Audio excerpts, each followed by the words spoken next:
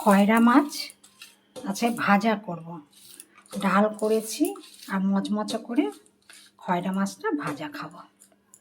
বেশ সুন্দর টাটকা মাছটা পেলাম, বেশ বড় আছে। এর মধ্যে হলুদ নুন মাখিয়ে রেখেছিলাম। এবার একটু শুকনো গুঁড়ো লঙ্কা দিচ্ছি আর হলুদ দিচ্ছি, দিয়ে এটাকে ভালো করে মাখিয়ে নেব।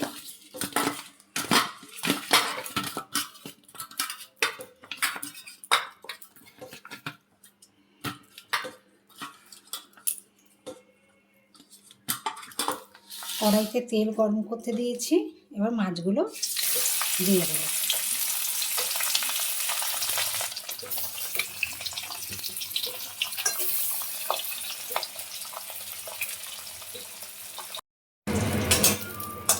খয়রা মাছটা লাল লাল করে ভাজা হয়ে গেছে, এবার মাছটা তুলে নেব।